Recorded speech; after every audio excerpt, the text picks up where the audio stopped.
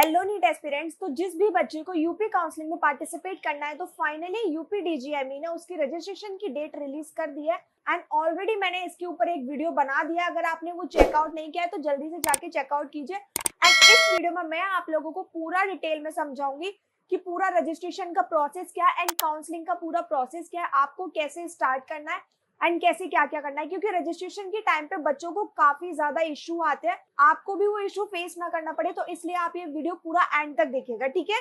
तो सबसे पहले तो हम बात करते हैं कि रजिस्ट्रेशन का जो यूपी डीजीएमई ने जो रिलीज किया है वो है क्या notice. First thing, registration and upload document. जो रजिस्ट्रेशन जब आप कर देंगे तो डॉक्यूमेंट्स अपलोड करेंगे, उसके बाद उसकी जो उन्होंने डेट रिलीज की है वो है 18 जुलाई से 28 जुलाई तक। टोटल 10 दिन है आपके पास टिल 11 AM तक, ठीक है। आप रजिस्ट्रेशन कर सकते हैं एंड उसके बाद आप अपने डॉक्यूमेंट अपलोड कर देंगे। जब आप ये अपलोड कर देंगे उसके बाद नेक्स्ट ऑप्शन आता है सिक्योरिटी मनी का एंड रजिस्ट्रेशन फीस का। तो इसकी डेट भी सेम है 18 जुलाई से 28 जुलाई, टोटल 10 डेज है टिल 2 PM तक, ठीक है। ये मैंने ऑलरेडी आपको प्रीवियस वीडियो में भी बता दिया है, बट इस वीडियो में आपको रिवाइज अप कर दे रही हूँ सो दैट आप कोई गलती ना करें, ठीक है। एंड अगर आप यूपी की काउंसलिंग कराना चाहते हैं या आपको यूपी की काउंसलिंग में पार्टिसिपेट करना है तो इस डेट के इतने टाइम के अंदर अपना रजिस्ट्रेशन अच्छे से कर लीजिएगा, ठीक है। तो ये तो हो गया रजिस्ट्रेशन का। एंड बाकी अगर आपको ये नोटिस पूरा देखना है तो आप उनकी ऑफिशियल वेबसाइट पे जाकर भी देख सकते हैं updgme.nic.in, ठीक है। अब इसके बाद हम बात करते हैं, जब आप ये रजिस्ट्रेशन कर लेंगे, आपने रजिस्ट्रेशन कर लिया, आपने डॉक्यूमेंट्स अपलोड कर दिया, after that security money deposit करनी पड़ेगी, ठीक है। अब बात आती है कि डॉक्यूमेंट जो अपलोड करने हैं तो वो डॉक्यूमेंट है क्या क्या। तो देखो, अगर आप गवर्नमेंट काउंसलिंग के लिए पार्टिसिपेट करो तो सबसे पहले 10th की मार्कशीट, 12th की मार्कशीट एंड कैटेगरी सर्टिफिकेट, आपकी कौन सी कैटेगरी है, ऑल्सो डोमिसाइल। डोमिसाइल में मैं आप लोगों को ये बता देती हूँ, ये चीज ध्यान रखिएगा कि 1 अप्रैल 2025 के बाद का ही होना चाहिए, मेन चीज, ठीक है। एंड ये गवर्नमेंट एमबीबीएस के लिए है।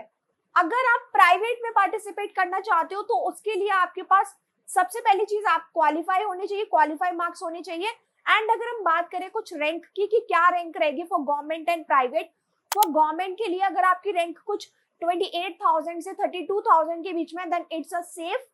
एंड प्राइवेट के लिए कुछ 6 लाख 6.5 लाख के बीच में तो उसमें भी वो सेफ है, ठीक है।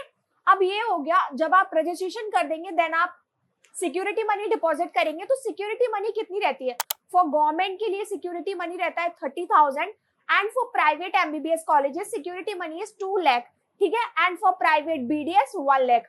सबसे पहले मैं आप लोगों को ये बता देती हूँ कि यूपी एमबीबीएस की काउंसलिंग के साथ साथ बीडीएस की काउंसलिंग भी चलती है, ये दोनों काउंसलिंग साथ साथ चलती है, ठीक है। तो अगर आप एमबीबीएस के लिए नहीं बीडीएस के लिए पार्टिसिपेट कर रहे हैं तो भी आपको इसी का रजिस्ट्रेशन करना पड़ेगा। अब ये मैंने आप लोगों को बता दिया। अब हम बात कर लेते हैं कि काउंसलिंग के प्रोसीजर क्या रहता है, कैसे कैसे क्या क्या स्टेप होते हैं, ठीक है।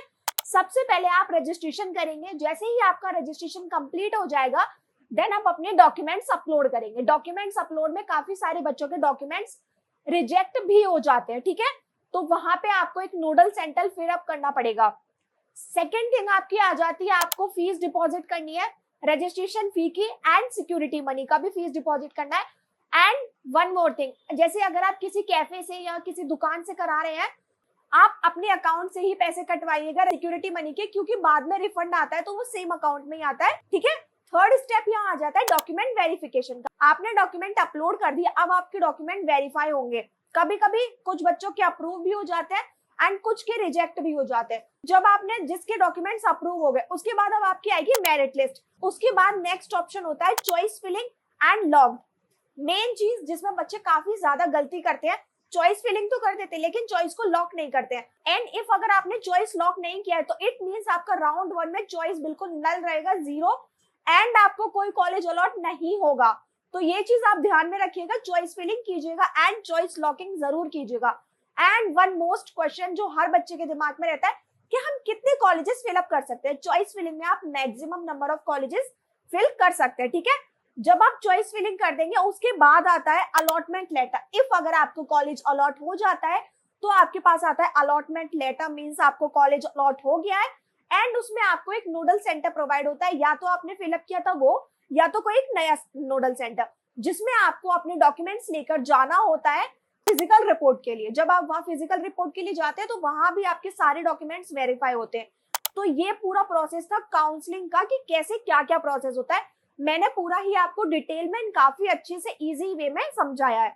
बाकी अगर आपको कोई भी डाउट आ रहा है देन कमेंट कर देना, और अगर काउंसलिंग से रिलेटेड आपको कोई भी दिक्कत आ रही है तो ये फ्री गाइडेंस फॉर्म फिलअप कर दो। एंड ऐसी रिलेटेड वीडियोस के लिए मेरे चैनल को सब्सक्राइब कर लीजिए and stay tuned. Bye bye.